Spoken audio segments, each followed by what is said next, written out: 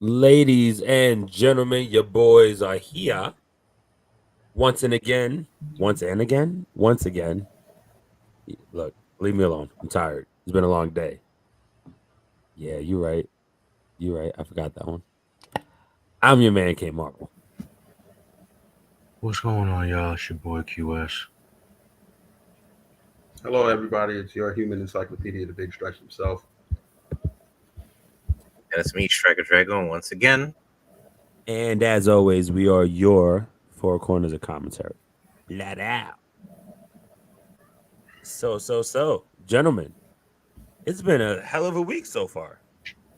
Wouldn't you say? Yeah, Maybe not.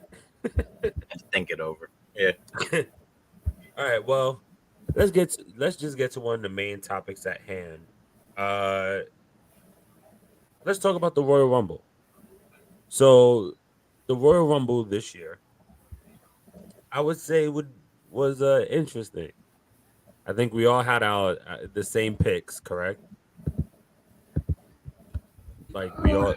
Rumble winners. Yeah, I think we all. Well, did Oh we all? no! Stretch was against the grain, I think, and went Seth, right? Or did you go Cody? The person I predicted was not in the Royal Rumble. I went Sami Zayn, but he was not in the Rumble. Oh, you're right. I said if Sami wasn't going to win it, then the winner of the Royal Rumble would have been Cody Rhodes. Right. Q, I think you remember? She was. I think. You think I remember? It was a week ago we recorded it. No, I pretty much was the Rumble picks made sense. It's pretty much right for both sides. Didn't feel anything about it.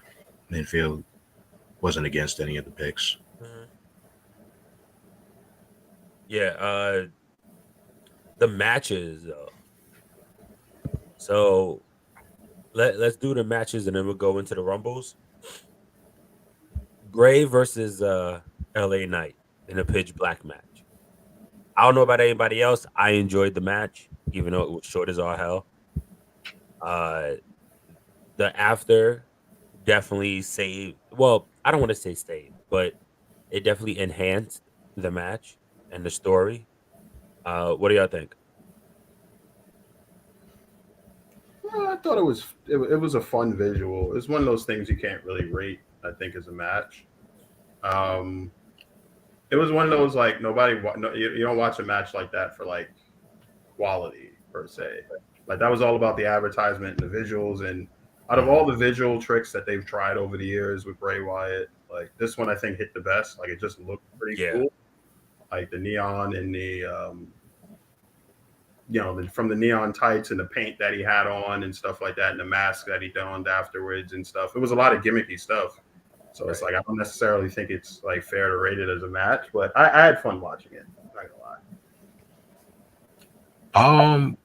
I can't say it was cool. It was funny. I think what people really harp on too much is everyone is expecting to see like Bray wrestling such a technical match, and it's not when it was never given the case. Like this is the lane that Bray is comfortable in, and he's comfortable just doing visuals and create and showing. That's another way to entertain visually, visual showing the different forms of creativity. You don't have to be. I think that's what the general consensus is trying to harp on, and they don't need to. Bray has never tried to compare himself as to the Undertaker. He's never tried to compare himself to be the greatest wrestler out here. He's not a Shawn Michaels. He's not a Bret Hart. He's not an AJ Styles. If that's what y'all were expecting from Bray, you did that. You guys are doing that to yourselves. Just this is another form of entertainment that is actually fun to watch, and I was fairly entertained, and that's okay. It's not. I wasn't expecting a slobber knocker, and I wasn't expecting a technical match. I was just expecting to just have fun and enjoy it, and it was enjoyable. If the kids enjoy it, and if some of us can enjoy it, I don't see why we're harping so much on Bray's wrestling ability, so to speak. I think the only thing I personally wish was that LA was able to showcase a little more. Obviously, this isn't going to be the last match between them, but I do also understand the aspect of okay, this is Bray's first match back, at least televised. You want to make him look strong. You want to give him that mystique back again. Um, it it kind of sucks. It was LA night, but at the same thing, it doesn't because LA was able to show off, especially on the mic. Um, But I don't think this. I don't think it's not to even say like it it sucks that doesn't it was hurt him at LA. all. Yeah, it's not like yeah, it doesn't hurt him. I don't think it really sucked that it was LA. Actually, I think LA was the perfect person, I guess, to have this feud to go back and forth with Bray because even it worked. It just Yeah, worked. They could both can talk. LA can get himself over no matter what. He can get himself whatever get in a gimmick you give him. He can get himself over, and it just went hand in hand. Bray, we already know what to expect when it comes to promos. So yeah. it was just magic. It was magic waiting to happen, And and it it, wasn't it was as you could clearly see, we all thought, that it was going to be the Fiend that was going to show up. It wasn't. It was a whole completely different version of Bray. And this version of Bray, you didn't realize it had to. You didn't get to see this face of Bray. The only way you could see it was through this pitch black match because people yeah, didn't realize that he's wearing neon color. He was literally wearing neon paint on his face. That obviously it's not going to show when the light is on. Show when it's completely dark. It worked. and the whole new mask, which Yeah, it works. we only saw in the neon light. We haven't even seen it for real yet. And this is also if he wears it again. Um, He also kept his the contacts that he used from the Fiend. He kept those same eye contacts. yeah. Which is a dope nod. And Bray said in his out of character interview that the Fiend is gone. He was gone at Mania, that Mania. But what's gonna come is gonna be organic. Anything between him, Alexa, Howdy, whatever the case, is gonna be organic. It's gonna be different. So I'm excited. I'm really excited to see what's gonna happen next. Striker, what do you think of the match? Too short. I would have liked them to go on a bit longer. I mean, as I said before, LA Knight can lose any match. It doesn't matter. He's still gonna be over regardless of what. I feel in this case it was more so not building or solidifying LA Knight as a presence. I believe it was more so bringing Bray back to the fold. So, I mean, LA Knight got a bit of a rub with the Undertaker situation. Being that his first match or his first Royal Rumble, he actually had a high profile match. We didn't know what to expect with the match, and the match turned out pretty damn cool, especially with the neon. I think that was super cool rather than the red lights. And I just wish, honestly, since it was a match with no rules, I think they should have done a lot more. But that could be something maybe in regards to Bray, or that could just mean that they're gonna continue this thing on, as I believe my brother QS has said. So match was good. Story's still pretty much building. We had the Uncle Howdy portion, which I think is more so, how can I say this? The transfiguration, I guess you could say, or more like a possession in a certain way. So the next time LA Knight pops up on TV, he may not be the same LA Knight that we know. He might come out in Uncle Howdy's getup and speak like him. We honestly don't know at this point what's in store, but it's definitely still storyline. It's definitely still something with Bray that we have to just Stick around and watch. I feel that's been the theme since Trips has been, in power for creative. Just stick around and watch. Something from before is going to weave into the present, or something presently happening is going to weave into something in the future. So just us as fans, even in general, doesn't have to just be WWE. I feel the sit and watch method is exactly how it's supposed to be.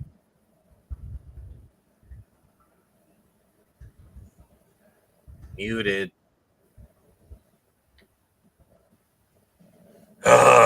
With that being said, let's go to the women's title match. Bianca Belair, the Raw women's title match. Bianca Belair versus Alexa Bliss. Gentlemen,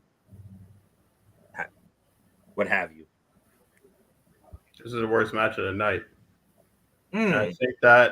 I think that it was partly because, one, I don't think they have any chemistry as opponents. Two, I think that the crowd was already tired from the men's rumble being first, men's rumble, which we'll get to later, being first, and the spectacle that was the pitch black match. Right. So that's a lot. That's a lot to handle. That was the men's rumble was at minimum over an hour. Pitch black match had a lot of bells and whistles to it, and Right. literally in the dark with glow in the dark elements to it. So that's a lot to throw at people in the span of what, hour and a half or so. Mhm. You know, Yeah, it's about yeah. the rumble was about an hour, 6 minutes, and you got to remember it was the Longer than that. the same length Gunther was in. Yeah, longer than that. At minimum length that Gunther was in. Gunther was in. I So say like a longer, minute, closer But they to had 30 that. minutes. Yeah, Gunther but was you had that Gunther was and the celebration, and the pitch black match, and all the extraness after that. mm-hmm. So that took up. So it was about an hour Pyro. 40 already. Had to be. Lots of pyro. Lots of pyro, lots of fanfare, lots of hoopla. The match suffered, I think, because of that. It's hard to get the fans back into the groove. Yeah. When you have two matches afterwards, one that has to go at minimum an hour or so, and the other one obviously is the hottest storyline in all of wrestling. So the match suffered because of the sandwich job that they did. I think, not to mention, I honestly don't think that Belair and Bliss have too much chemistry as opponents, but that's neither here nor there. I was watching the match and I was saying to myself, like, and I know this isn't really a thing. I think Alexa Bliss does a good job of being like an aggressive heel, but in comparison physically to Bianca Belair, she is so much smaller. So that kind of help. It's a little harder to suspend your suspension of disbelief. I think with some of the options that she could get away with. Like I was talking to a friend of mine, and he said she should probably study tapes of Bret Hart, because Bret Hart was really good at being smaller than, like, he had really good matches against bigger opponents because he was able to do offense that made sense throughout the flow of a match. Not saying that she could. She's obviously light years better at being a wrestler than I could ever imagine being. But at the same token, I was watching the match. I'm saying, like, they're really suffering because the crowd is tired, and I just didn't really feel it between the two of them as a fan. So I hear you. Right. Forgettable match. I feel it's more so at this point. We're not watching for Alexa to be, Raw Women's Champion or SmackDown Women's Champion. She's another thread to the Bray Wyatt story at this point. So I feel as long as Bray's, moving along with her story gets deeper. The connection's getting deeper. I feel as I said before with the LA Knight situation. If LA Knight is Uncle Howdy from here on out, then Bray's building his stable. So if Alexa is next up, then Alexa will find her way back into the Funhouse stable, and we'll figure something out from there. Okay. I will say, let me say this. I think once again, everybody likes to be so hard on the women because we like to say it's a forgettable match. It's this and that. It's the worst match of the night. I think they worked with the best that they could for as much as they can. Um, I don't even want to say that it's a matter of not. It's not the chemistry. They don't have chemistry. The chemistry is there. I think if anything, from seeing them wrestle in the past, if you say a couple of weeks to a month and a half, they showed little tidbits, little Easter eggs of when they're wrestling, who they're getting their scenes from. Like Oh, it's like it's literally like a lot of their shit is coming from like scary movie too. Like you gotta like just you if you're not so I get it, if folks are not paying attention to movies, if they're not paying attention to it, you're not gonna notice it. But I don't think that it was the worst. Was the worst. Like I said, I don't think there was any bad match of the night. I think everything was solid. I think even for the women, for being the only women's title match on the card, they did as best as they could. I mean, obviously, Bianca's going, no matter what, Bianca's going to carry. If most of anything, she's going to carry anybody in a match. So she made it look good as she could. Made it end in quick fashion, and we're now further seeing the spiral of Alexa going to revert back to who she was, the real, like I guess the twisted evil bliss that she was before. Like we're probably going to see her. We're going to probably see her get back to the black bloody thorn queen that she was at WrestleMania. Like that's where that's part of her story is going. That's fine. There's nothing wrong with that. But I wouldn't.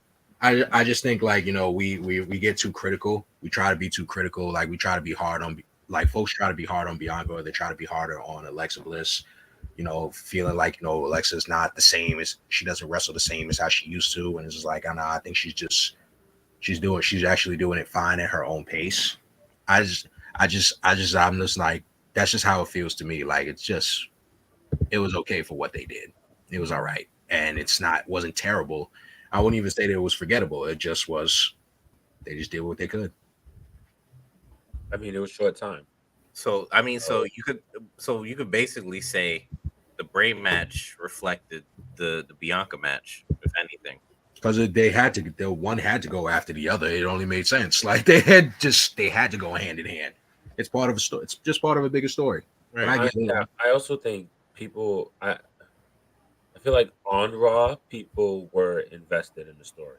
Mhm. Outside of Raw, it wasn't taken the same. And yeah, it was placement, but one match had to be the cooling match, sadly. And the ladies didn't get a lot of time. So it is what it is. Let's see what happens Shit, if that was next the cooling Monday. match, then what was the performance?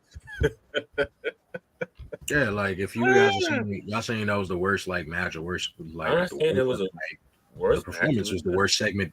Period. Like the performance was the worst of the whole entire show. But I wasn't even honestly. I forgot about it. I forgot it happened. Yeah. And that's not a joke, ladies and gentlemen. I'm dead serious. I completely forgot it happened.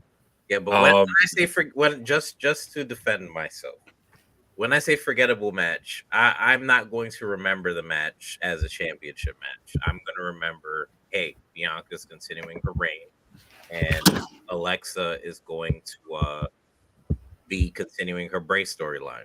So at that moment, it wasn't anything like the title match wasn't even the centerpiece of it. It was more so what's happening with Alexa. Yeah. But I feel they run into this. I feel they run into this situation every year around this time because you have one big women's title storyline heading into WrestleMania, and then you have the other champion having to scrape. Not necessarily saying that Bianca's scraping to keep. Yeah, but that happened with both titles. With both sets, I mean, like that was also the heavyweight situation too, which is the guy with the men's titles. Yeah, yeah, that's always how it's kind of been with those titles. And I get what you're saying. I'm not disagreeing with you. Mm-hmm.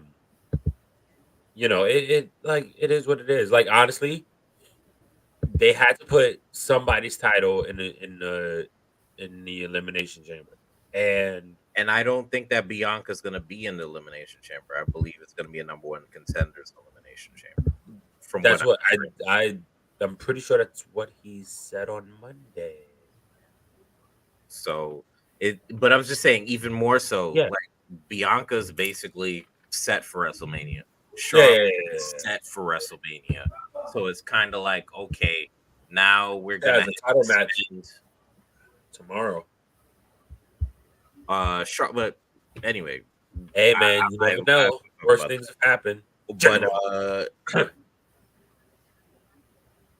basically what I'm saying is now you're forced to actually have to build all 6 of the women or all 5 of the women in the elimination chamber, especially the ones that haven't been on in a while or the ones that haven't been relevant for a few months or so. So that's where that test of, hey, I have elimination chamber now. I have 2 months until WrestleMania. Let's see what we can do. Let's see if we can build somebody to be, this level up here Yeah. to match, Bianca's star power.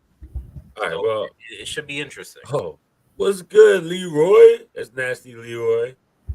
What up? What up? My man works over at the Nightmare Factory. What's good, bruh? Uh, so What up? let's get to the rumbles. I'm gonna leave this up to you, gentlemen. Which rumble would you like to speak about first?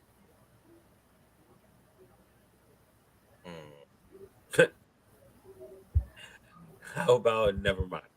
Um, want to do the ladies first? I was gonna say women. Yeah. Cool. So, Women's Royal Rumble. Second Royal Rumble on the card to be shown was after the women's title match. Oh man. So, what moments stood out to you? For me, was the end. Actually, I love the way that it ended, and I thought that number one, we've never seen quite an ending like that with 3 participants. You always usually see the cliche ending with 2. So I thought they did it masterfully. Secondly, I thought the right person won. I'm not saying that because I guessed her. For those of you that have not seen the Royal Rumble yet, spoiler alert, Rhea Ripley won the match, starting from the number 1 position and set the longevity record in the Women's Royal Rumble match by lasting over an hour plus. I think it was 62 minutes to be exact. I have to look that up again and check my specs. But I thought it was a fantastic ending, and it really felt, even though it was short, it felt like a drama-filled ending. You really didn't know what was going to go on. I like the fact that they ended with number 1 and number 2.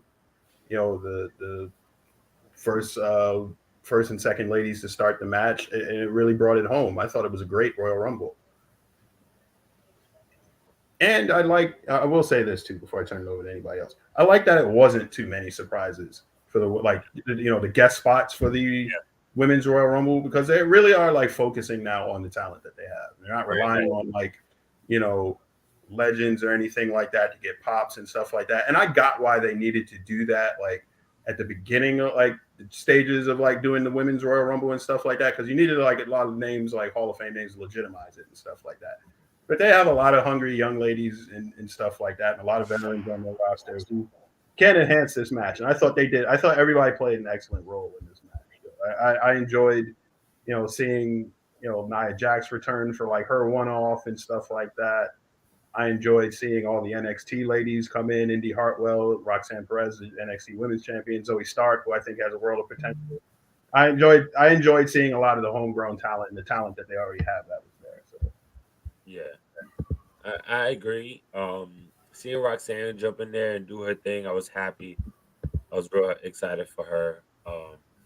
Damage Control, doing their thing with 7 eliminations. And of course the biggest story out of that is Bailey eliminating Becky. So we're gonna get that cage match next week on Raw. So that'll be cool.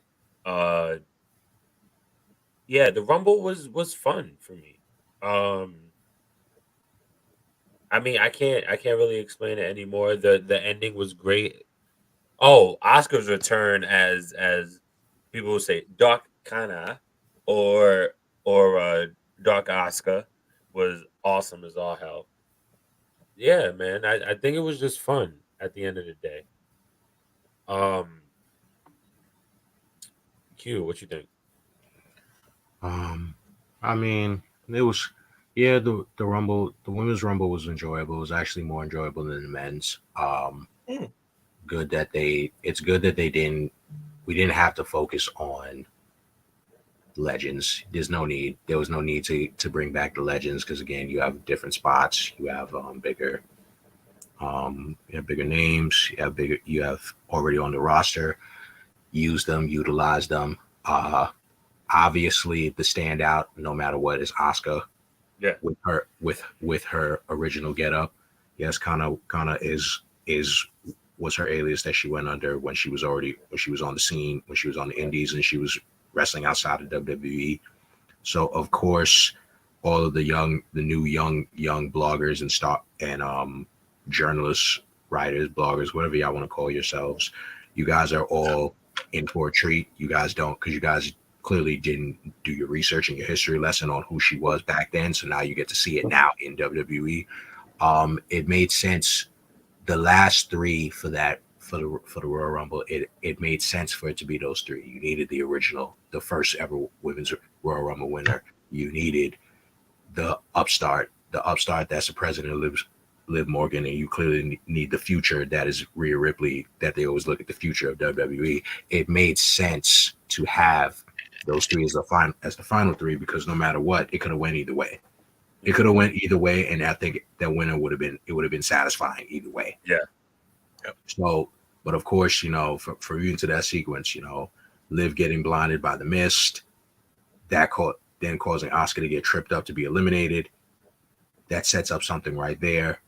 Even though Liv was blind, she almost eliminated Rhea. It worked. It worked.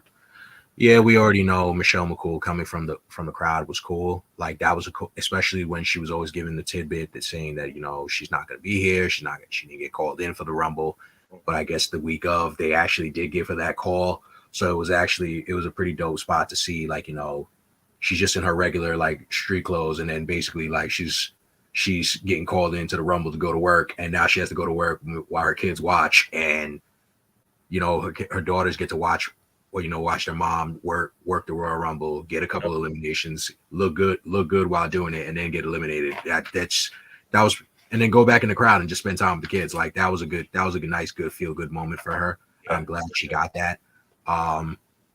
Bring your kids to work day. It was good on seeing the likes of Roxanne Perez in the Rumble. It was nice to see. Roxanne Perez was there. It was nice to see Zoe Stark was there. It was nice to see Indy Hartwell there. But either way, I think with the final three, that was what made it stand out more. It was more exciting. It was way more exciting than the men's. Oh wait, and how can we not mention Beth Phoenix showing up? Oh well, granted, that's the men's. Never mind. Yeah. Yeah, I forgot about that. All right. I'll get to that in a sec. And Roxanne being there was also a Texas plug, so that's very good for Texas. That's very good for them to bring her out in Texas where she was trained and raised that in wrestling in Texas. Yeah, that's dope. So let's jump to the men's. And by the way, shout out to Rhea Ripley. Congratulations. We'll see you at Mania against Charlotte Flair. Really excited. I can't wait. It's going to be a great match. And she has the opportunity to be the first Grand Slam Women's Champion. Or second. Bailey, bro. Was it? What was the Bailey was the first, right? Yeah. Okay, so she'll be the second. No, but technically Rhea has the NXT. Rhea has the NXT UK championship as well under her belt. That's true. So she'll be a complete Grand Slam champion across WWE. Mm-hmm. She'll be the only woman, right? She'll be the only woman to hold every major female title. She never held the NXT tag title. I mean that can happen anytime. No, yeah, I'm just saying in general. That would be Neither the did only Bailey, title. neither did Charlotte. Charlotte, she would be the fifth woman to do that, to be a Yes, I Green know. Slam champion. So they don't count any of the they don't count the NXT women's tag team titles. No, that I know. But So it's Bailey, Sasha, go ahead, keep going. Charlotte, Alexa Yeah. Bliss. Alexa, yeah. Alexa. Not Alexa. No, Alexa's not Alexa an won the NXT NXT champion. Women's Championship, right? And That's correct. And She's the Asuka. NXT Women's Championship. Asuka is the final one. Yep. Asuka. Asuka's the final one. They don't count. Yep. That's What? weird because in certain instances they don't count. Like I said, that's weird because in certain instances they don't count the NXT Women's Tag Titles. Like, but Asuka couldn't be a Grand Slam if they didn't count if the NXT UK Women's Champion was also a thing. Correct. can't- that's why I say the four though is the I don't know why they don't put that in there. that's what I'm saying. Like that's why I said like that whole the thing about it is this Grand Slam. I think it just goes back to saying like that Grand Slam championship is like it's not as valid as we think it is because it's not as accurate because there's a couple of titles that the ones that are supposedly saying they're Grand Slams they missed. They actually didn't have. Well, here's the thing. So, and I completely get what you're saying, right? But think of it this way: Grand Slams are usually 4. You know what I mean? It's usually the 2 heavyweights or a heavyweight. It's changed, but it's either both heavyweights or one heavyweight, both secondaries, and a tag, right? You do the women's, that's the NXT title, the Raw title, the SmackDown title, and the women's tag title. Right. So who other than Ripley would even be close to if you count the UK title, right? Would you put that under the same vein as the NXT title?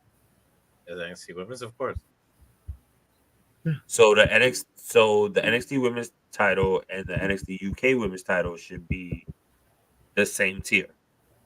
Right. Yeah, hand in hand. Just So that because Rhea would still need the SmackDown. yeah, so that's all she needs is SmackDown. You know what I mean? Like that. Like you. That's just how I think about it when it comes to the women's Grand Slam. Because there are definitely discrepancies, especially considering Charlotte went back and won the NXT title, and all Right. of a sudden they're not counting that. Yeah, Like, that doesn't make How any did sense. they count that? That's weird. They keep saying she's a 13-time champion. Technically, she's a 14-time champion if you count that NXT championship. Oh, okay, understandable. The one against. Yeah, that I found that weird when they mentioned 13, and I'm like, what? I don't get it. It's weird. I don't But I understand. guess if they're just counting SmackDown and Raw, okay, makes sense. Yeah, I don't. This is still weird. But, anyways, let's get to the men's Royal Rumble. Yep. As we know, the winner was the man, the one that fixes Stretch's credit, the one that his voice gets deep for. And, well, that hater Striker. Cody Rhodes, Cody Jackson, Aloysius Johnson Rhodes, Cordell, Rufus, Lucius, Leroy Rhodes. Cornelius Jackson Winifred, Muhammad. Carl Rhodes, Muhammad Rhodes Watkins. Watkins Jackson III. Oh boy. Did it, y'all. He won the Royal Rumble, came in at number As 30. expected. There was a lot of stuff happened. you know what? QS, since you believe the women's rumble is better than the men's rumble, explain why, sir. I'm intrigued. The women's was better than the men's to me because it just seemed more fluid and solid. Okay. Like I said, the men's wasn't bad. It was good. It was just Yeah. but the real thing is the men's rumble really stood out the most because I watched it about 3 times already. It stood out the most. It only stood out even more only because of the final 2 because Gunther was putting on a wrestling clinic, and honestly, it showed that he really is the Iron Man of the Royal Rumble period. And just having that matchup with Gunther versus Cody was really what made the men stand out. Just made it stand out. Did it stand out for me more than the women? No, it's never, because all of the women delivered from start to finish. Everybody, all the women delivered. That's why I would say it probably is the difference. There was a little bit of hiccups here and there in the men's Royal Rumble, so to speak. Kofi's chair spot. That was a botch. Oh man, right. That was a botch, and that was the second time in a row that he's done that. So there's a lesson right there. Stop doing those spots. We don't really need them anymore. You're getting older. It's time to like be a little bit smarter with that. Then another cool point was Bobby Lashley eliminating Brock. That was cool, and that was a redemption victory. It had to happen. Of course, one of those two had to eliminate each other. It was simple. Like, I remember, like, even like I told you, I bring up 2020 a lot because 2020 had a lot of gems. Goldberg. That I think that was Drew. I'm sorry. Yeah, it was true. Yeah. But I wasn't necessarily saying it like that.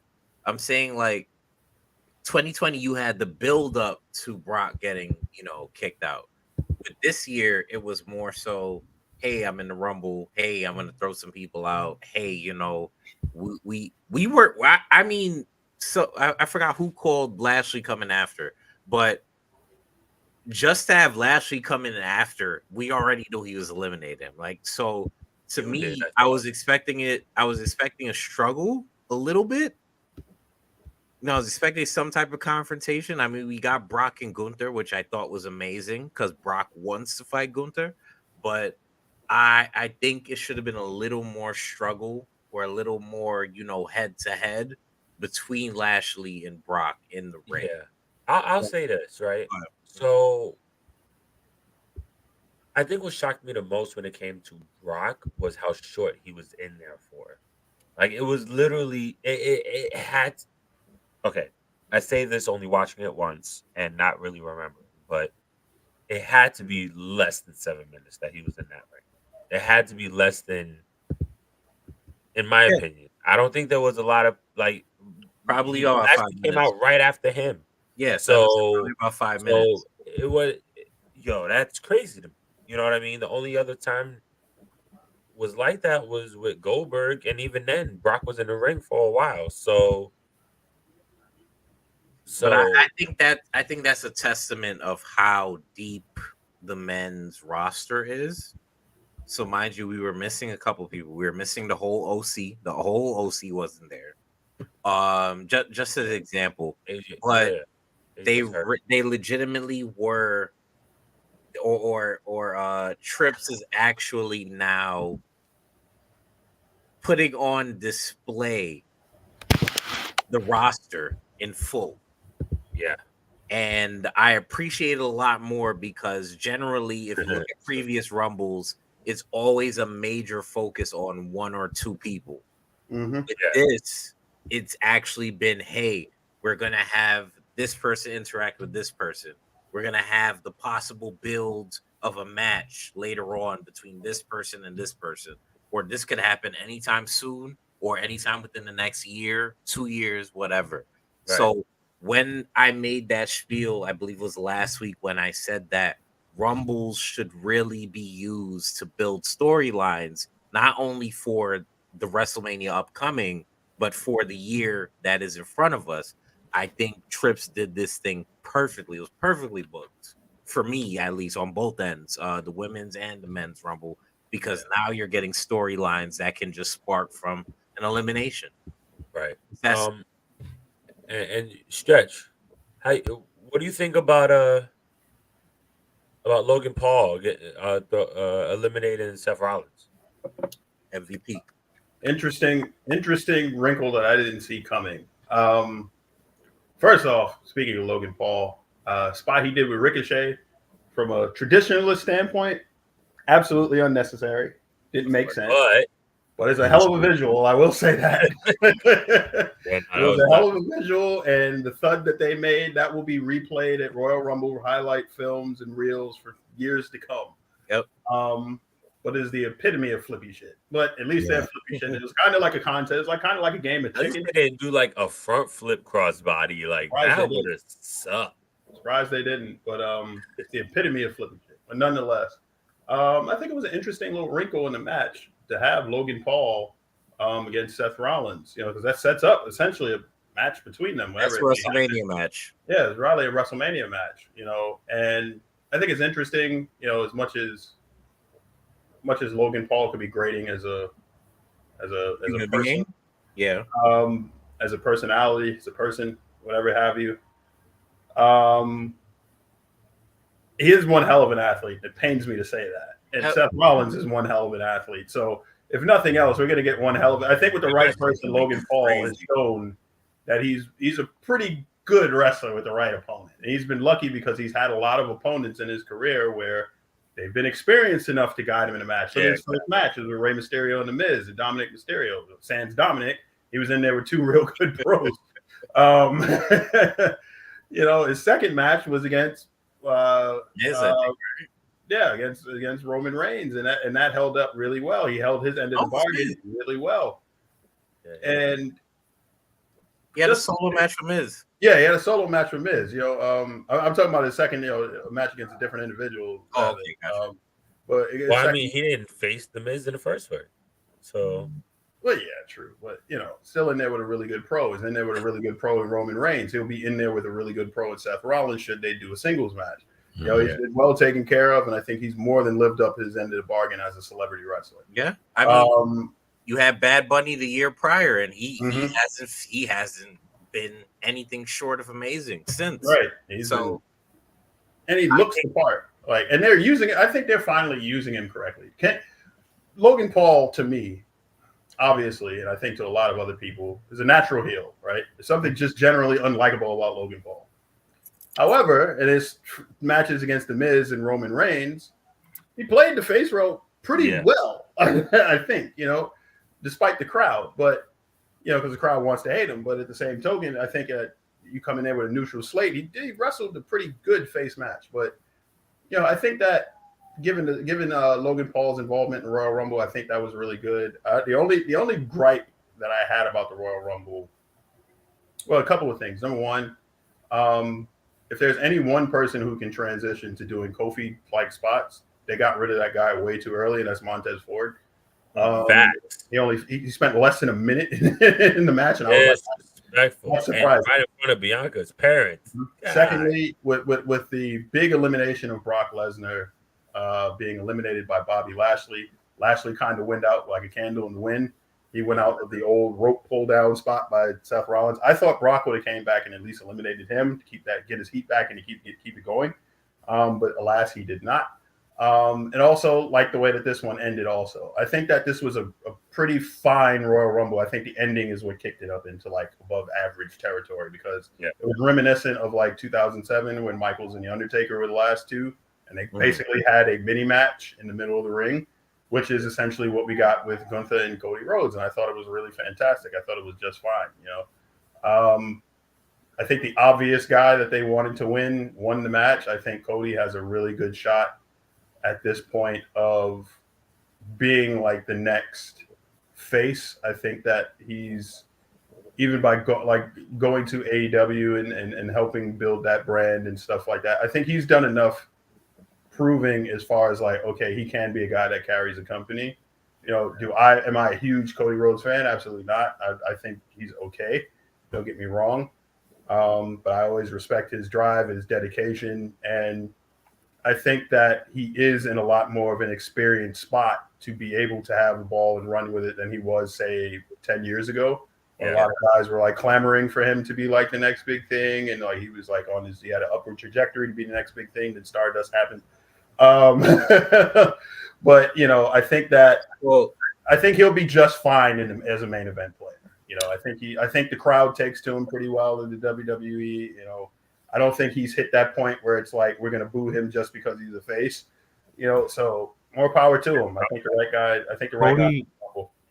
Cody in this go around right now, WWE, it's come full circle. He's where he's supposed to be. He's with you see it all with the entrance, with the fireworks, the pyro, the way you coming out. That screams that is a main event player. It screams he always belongs in the main event. You clearly see it when Cody's in the main event. Everybody cheers. The kids love him. The family loves him. So it really only made sense that he had to be the one to like win the Royal Rumble. There's nobody else that's like white hot. Like even then, if he didn't get injured, Cody would have really just still probably would have been white hot right now. He probably wouldn't even needed to be in the Royal Rumble. He probably would have been the one to win the Money in the Bank. Who knows like where he would have been if he didn't get champion already. If he didn't get that pectoral tear and put on a Michael Jordan performance.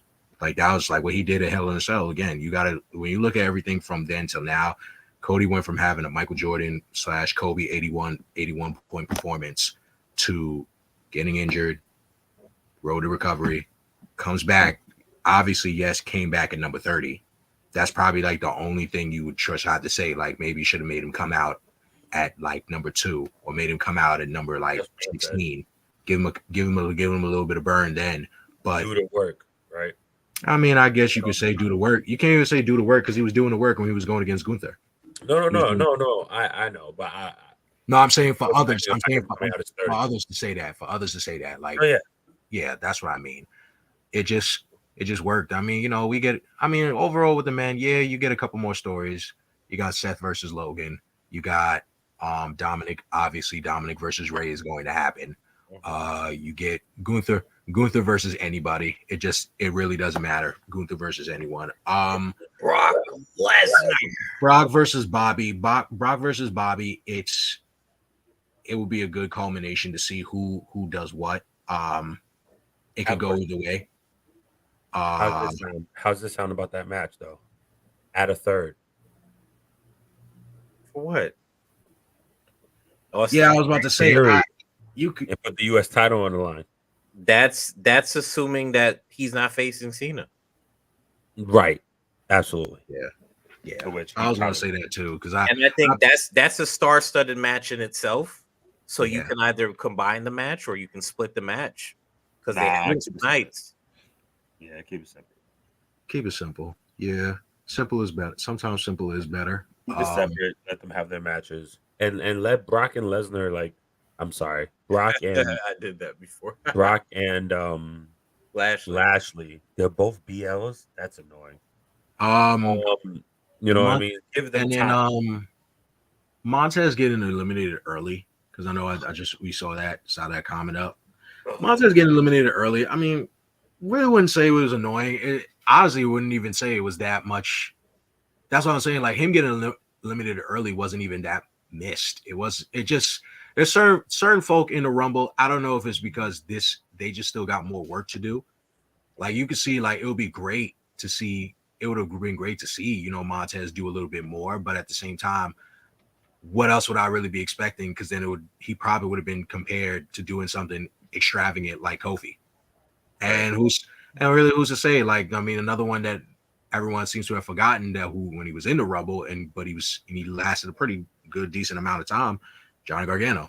Nobody was really talking about Gargano, and it's just like he was in there for a fairly little bit amount of time. I don't know. There's like certain folk, I guess we would expect to think that they were going to do something. I mean, they just didn't, and it's okay. It's just not their time to really like showcase and really go all out yet. We'll probably see him. We'll probably see Montez do something really extraordinary next year. I mean, we'll probably see that. Yeah, I could see that happening. I mean, it just. Yeah. Well, you just knew the men's Rumble for me. It was solid. It was okay. Yeah, it wasn't. It wasn't a 5-star. It like I said, it wasn't the only thing that just had a 5-star clinic match with the last 2, but that was good for the finish. But it wasn't like it just. So I agree with your assessment that the women's Rumble was better than the men's this year. Also with the Street Profits, I think they're setting them up kind of both for like a singles run of some sort. Right. They are setting them up, whether it be Ford or Dawkins or even both, because I think they're both fantastic athletes. But we'll see. Go ahead. No. Go ahead, because after I speak, I was going to go to the next topic. So go ahead. I think less tag teams in the Rumble would be so much better. But it seems that not only the Street Profits are possibly going for singles runs.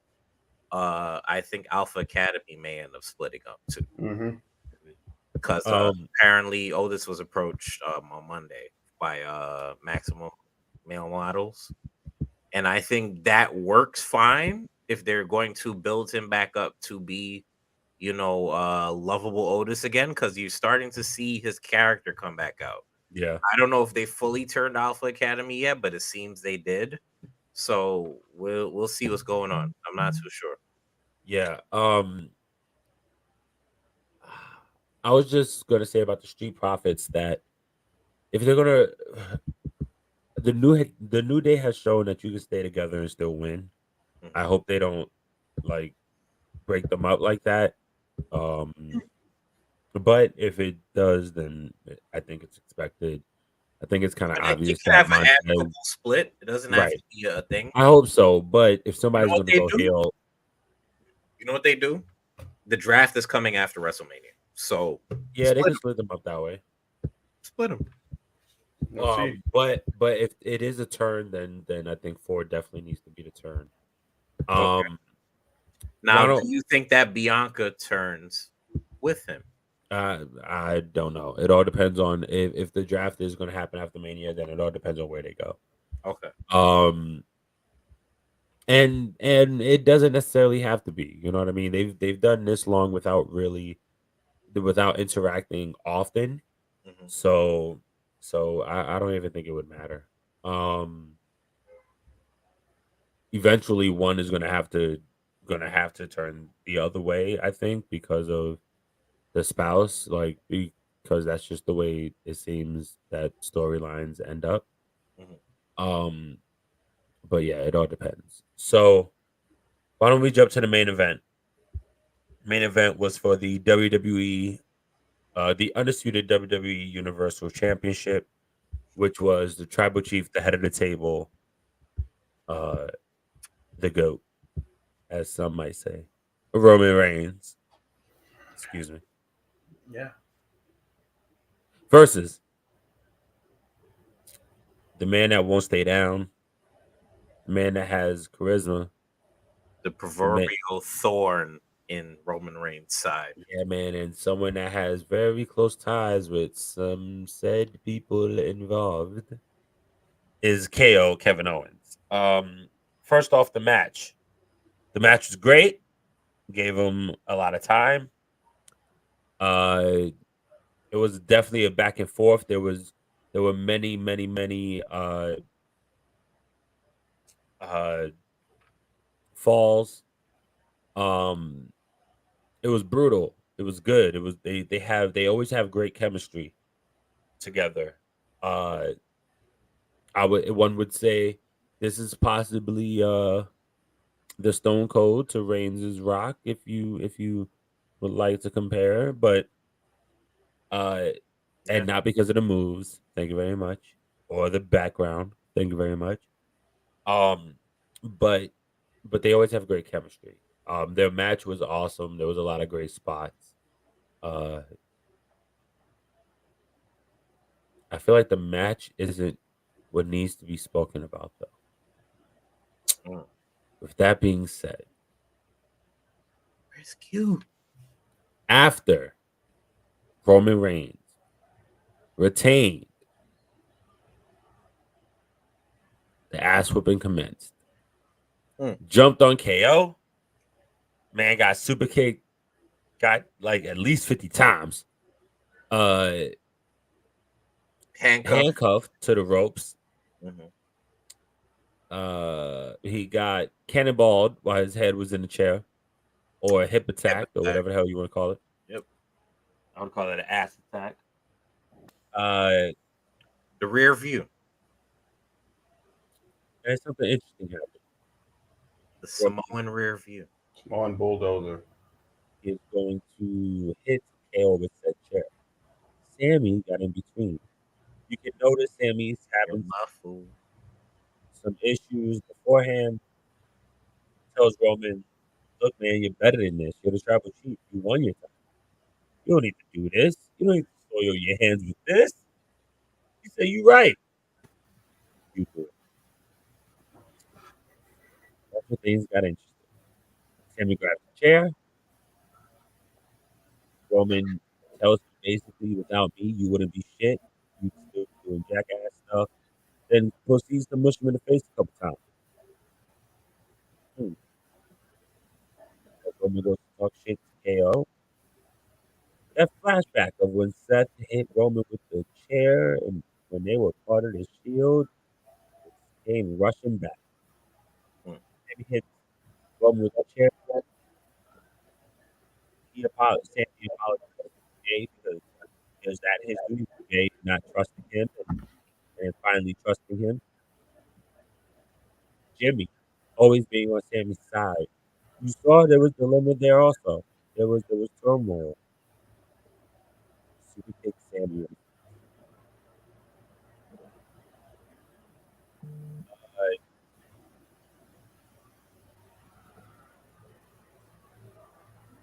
And as Whooping commences, gets Simone Spike, super kick some more, gets super kick through Jay, pulls out the ring, goes to the back.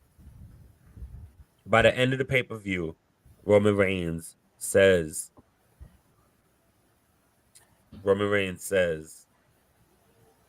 "His solo, we're at war. There's a war.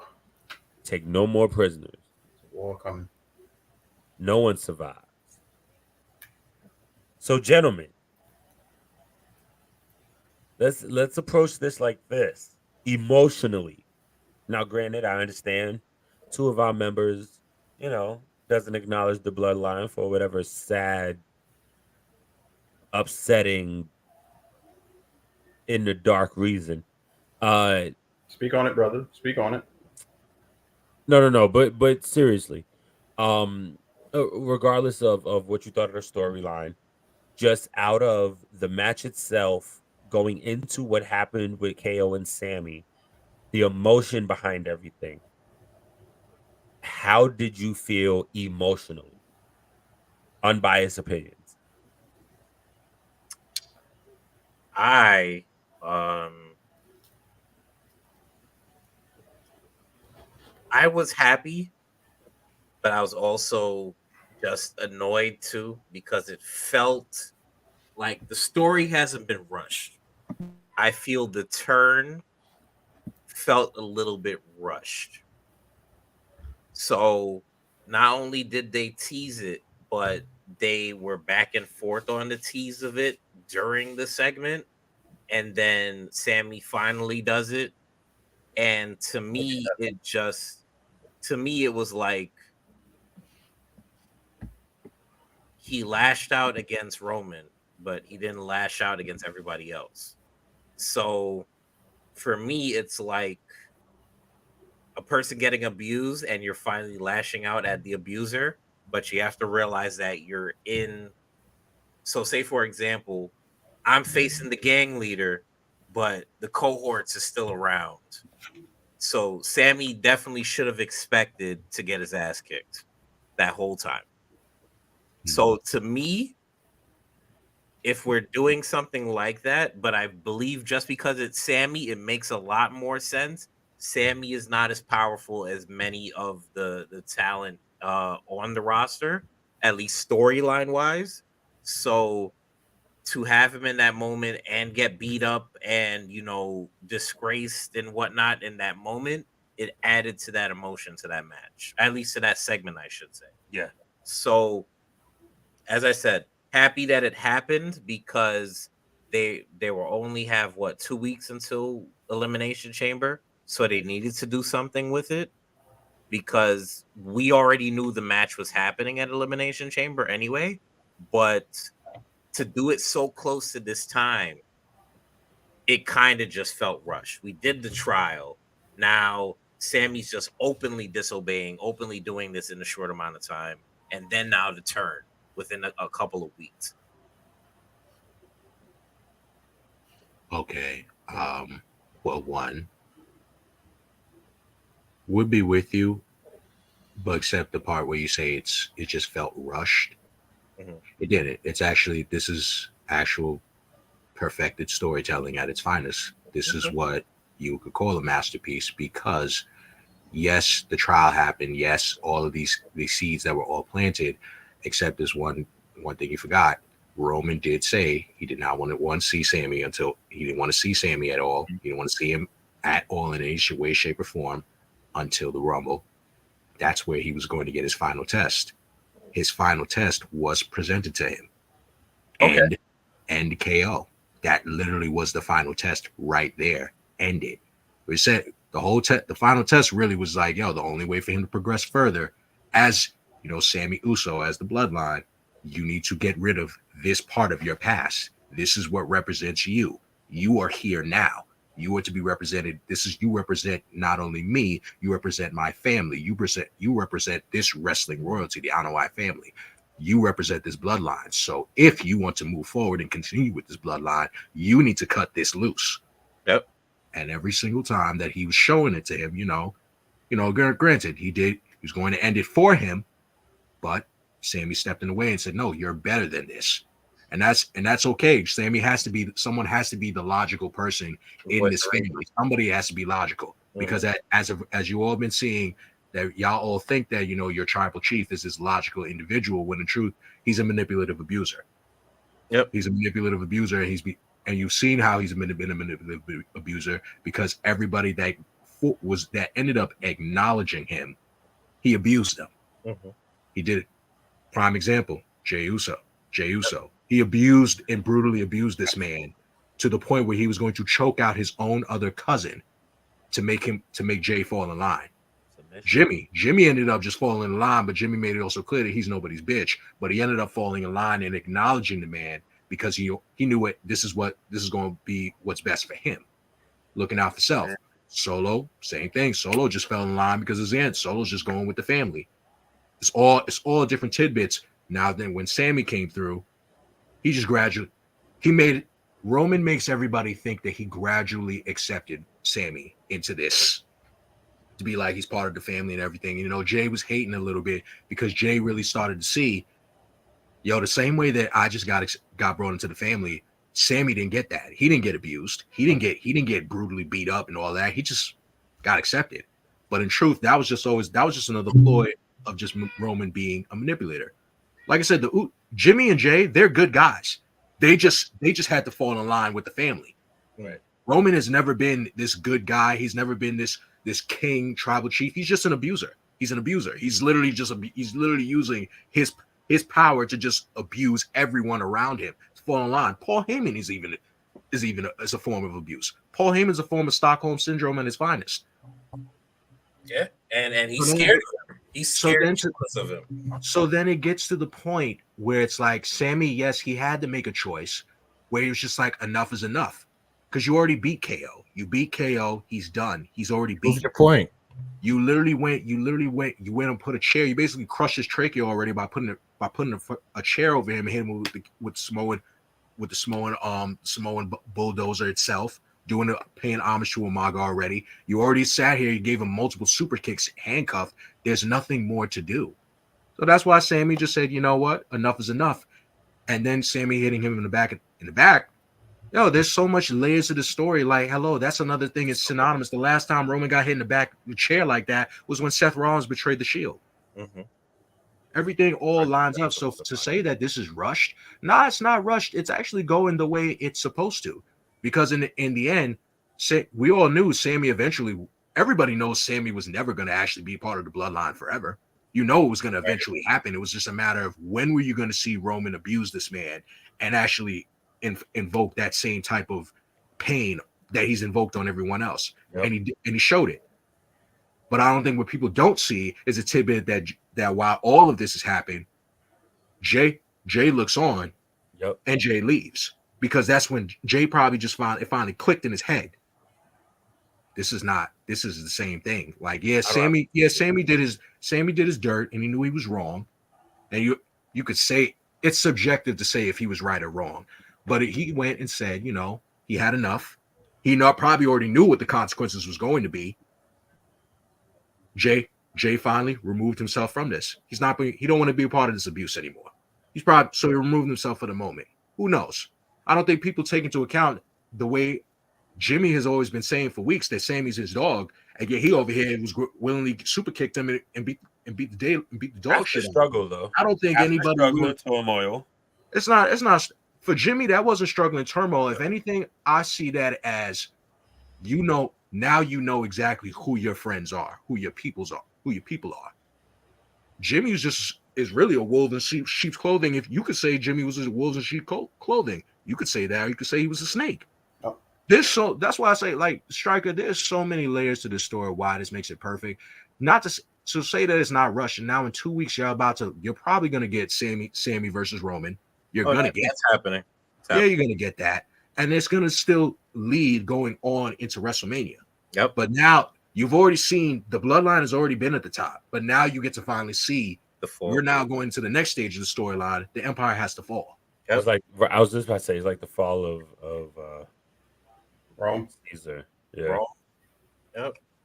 Well, the thing, I mean, I can't even say Caesar because in this tidbit, Caesar got killed by everybody. Everybody killed Caesar. I don't think in this case everybody's going to kill Roman. It's just one person is going to be the catalyst to take down Roman. Roman's like Nero. That's even worse. Well,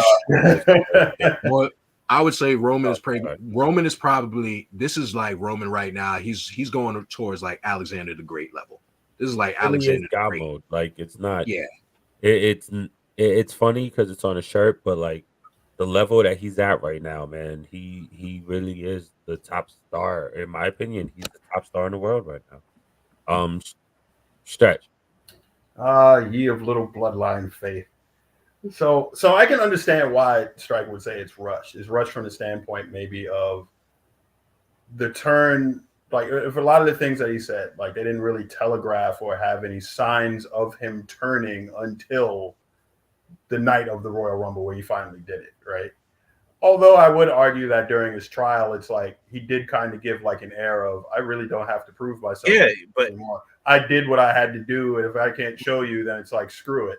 He did kind of give that hint, but like to everyone's surprise, Jay defended it, and I think that's what added the little extra oomph. Like, first off, I'll say this: above average match. We got an all-time great wrestling angle ending.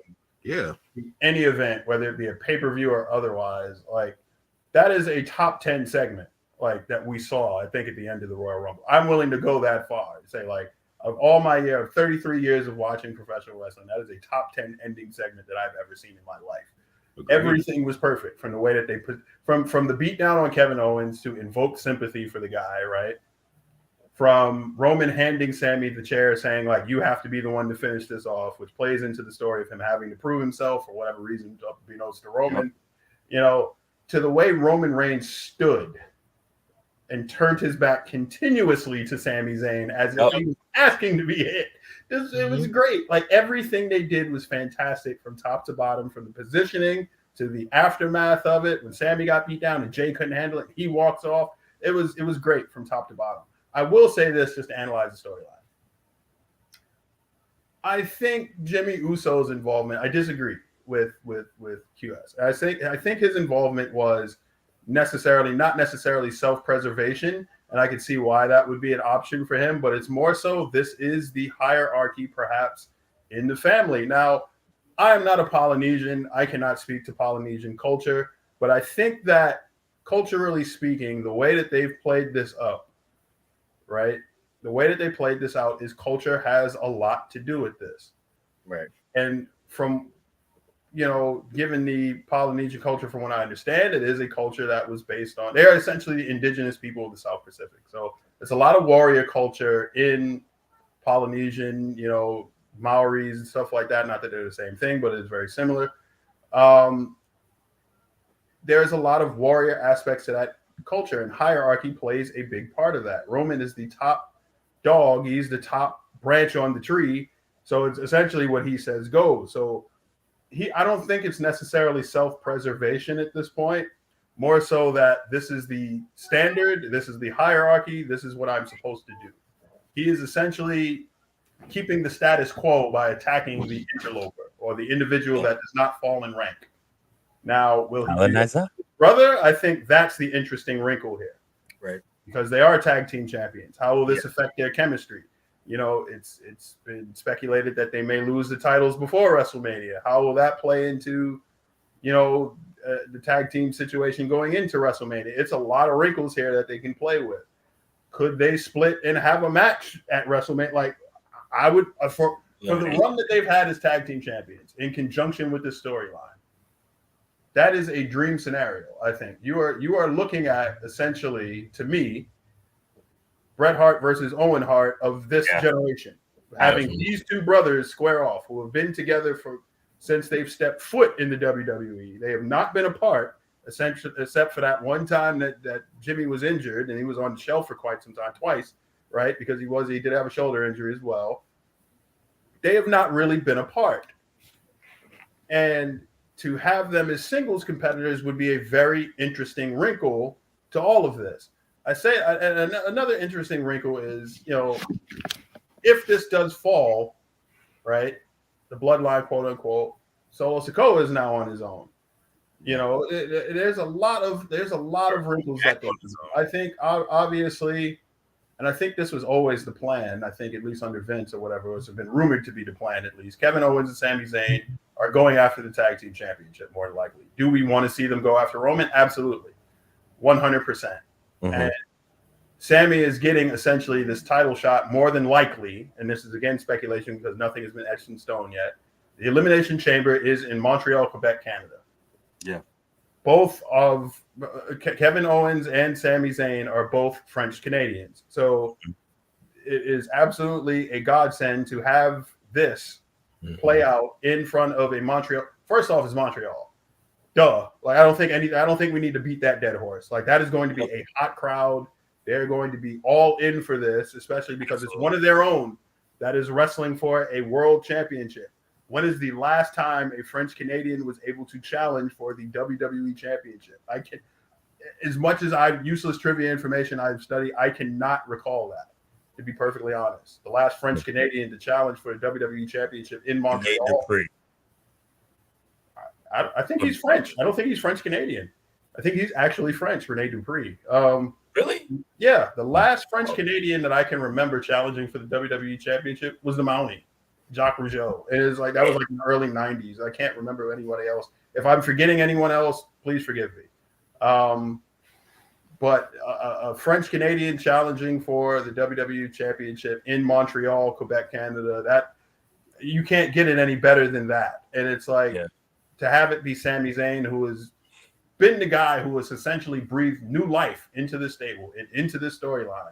It is absolutely 100% perfect happenstance timing. Like, unless they have absolutely planned this from day one and they have some galaxy brain strategy for seeing all this that we didn't see or whatever, kudos to them. This is a masterclass in storytelling. You would have to be remiss to hate this. It's one of those things like, let's put aside like whatever company you're watching. Watch. If you do not watch the WWE, at least watch that match and segment because it brings it all home. And it's like it was absolutely perfect from top to bottom. And Paul Heyman does not have Stockholm syndrome, sir. He's been managing Samoans since the late 80s, I'll have you know. And he's been ingratiated with his family for quite some time. He just knows the pecking order. He knows who his tribal chief is. He knows where his bread is buttered. I say it's Stockholm syndrome because he has a history of always getting abused by the people that he manages. So true. If you would, Heidenreich was unstable. He had papers to prove it. Heidenreich was unstable. You can also go for the decades that he was managing Brock Lesnar. Lesnar's unstable. His outburst at the end of the Rumble when he got eliminated to prove that unstable. Roman punched him in the face. He was justified. He was playing both ends. No. Good point. He was justified. Roman really went and punched this man in the face. This defense. He got punched by everybody in the alliance. You can't, like, at the end of the day, it still goes to show, like, again, Roman is not a good person. It still stands. He's not a good person. He's really not. He's not a good person. He abuses everybody that is around him. At least the character, correct? At least the character of Goku, not a good person. The character is not a good person. The character literally abuses everything in his family. He's abusing them, and it's just clear as day. Yo, you are right. Look, man, I'm gonna keep it short and sweet. I was emotional. It was a lot. It hit a lot harder than I thought it would. Because it was a great thing going on, and it was really is the top storyline I think in the wrestling world, and will continue to be the top storyline until the bloodline is no more. Taking care of So, he ruined it. But look, man, the best thing I can say is let's wait until tomorrow. Let's see what happens tomorrow, Friday night SmackDown. Really excited to see what goes on. Apparently, it's definitely going to push the narrative and the storyline. Let's see what's next for Gunther. Let's see what's next for the tag titles. Can't wait. But gentlemen, this has been a great show. And well, let's do what we do. Wait, sir. Ugh, you definitely. Oh, I did forget about something. You're right. Ladies and gentlemen, it is Black History Month. And with that being said, we here at the Four Corners would like to highlight some people who have created some Black history. So with that being said, Stretch, you have the floor. Yes, our first highlighted superstar for Black History Month that we would like to take time to commemorate is a women's wrestler that when you hear the name, I think you would immediately think along the lines of maybe a China, and is really trailblazed a way for intergender wrestling, and is really like a precursor to some of the ladies that we see in the ring today. And that name is Jazz. Jazz is the ladies wrestler that we are commemorating this week for Black History Month. Jazz getting her start in ECW.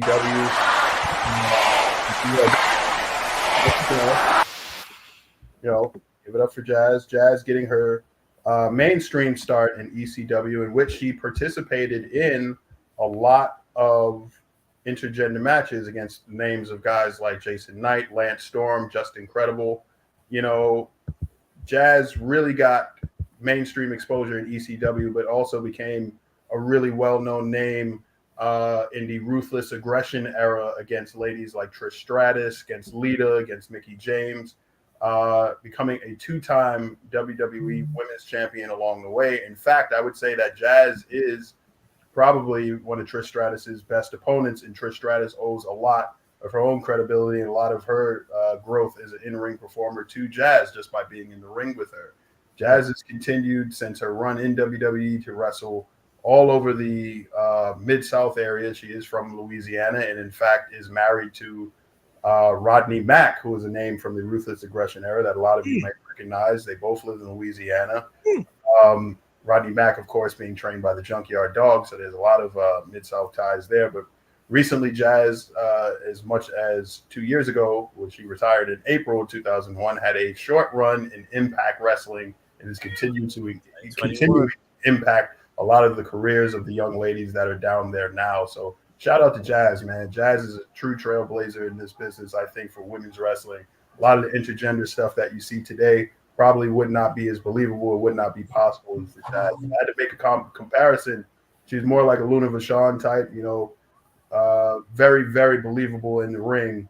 And I think that the women's division at the time needed that, very believable in the ring, somebody that looked tough, that looked like they can take on a man, and really cause a daunting challenge to some of the women that were on the roster at the time, and still probably could kick a lot of people's ass if she wanted to today. So shout out to Jazz, man. We want to commemorate you for Black History Month, sister. Thank you. Also, just to interject, do not forget her 900 days as NWA Women's Champion. Yes, absolutely. That is a feat that I believe not many women, even just holding a title that long, oversee that in the modern era. Yeah, so that's amazing in itself. Yep, the longest reign of the modern era. Yeah. Mm-hmm. Yep, let's not knock that. So once again, I apologize for earlier. Stretch, thank you for that. We appreciate that, and we appreciate everybody. Uh, we're gonna keep this going, gentlemen. Let's do what we do. Well, since I'm first, I guess you Oh can my follow me at Instagram on Twitter at Forever Thiefin. I ain't got much else to say. Thank you. I'm not next. You're just picking names. God. Okay, well, it's me, StrykerDragoon, as usual. Thank you, 2023 in the name. Video in the description below. Subscribe to the YouTube channel and say thank you, Dragoon Haven, to get entered into my sweepstakes for a double game giveaway. Other than that, Instagram, Twitter, Twitch, just the same at StrykerDragoon, and that's it for me. As always, you can find me, K Marvel, at on Instagram and Twitter at Mr. Marvel 87. Also, you can follow a different angle on Instagram and Twitter, which is a new radio show that myself and a partner, Rodney Harris, is hosting on 88 Pod 2023. Very simple. Just go check it out. And last but not least, you're a big stretch, the human encyclopedia. You can follow me on Instagram at Jador Sapio. You can follow me on Twitter at Jador Stretch. I just want to end the show on a don't mean to end it on a somber note, but we got a little bit of news in the wrestling community today. The genius Leaping Lanny Poffo passing away today at age 68. Our condolences, of course, like everyone else in the wrestling community, to the Poffo family. Manny Poffo, I thought always super underrated manager, especially when he was managing Mr. Perfect, and would come up with all these, poems essentially off the top of not the top of his head, but he'd write down all these limericks and stuff like that. They were all really good, man. Shout out to Lanny. Lanny also got paid for about 5 years solid for just being Randy Savage's brother in WCW. Managed to swing him a contract, but he never wrestled for the company on live TV at least. But shout out to Lanny Poffo, man. Rest in peace. He will be missed. 68 years young. For sure, man. Rest in peace. You can always find the Council of Commentary and the Four Corners of Commentary on Facebook, Instagram, and YouTube at The Council of Commentary, TikTok at Council of Commentary, and Twitter at CO Commentary. Also, we are on some and all of your favorite streaming platforms, some being YouTube, Spotify, Apple Podcasts, Google Podcasts, Audible, and iHeartRadio. Gentlemen, it was a pleasure. Ladies and germs, thank you for joining us again. Once again, we are your Four Corners of Commentary. Stretch. Mixes And we on. I'm out. sorry. Peace.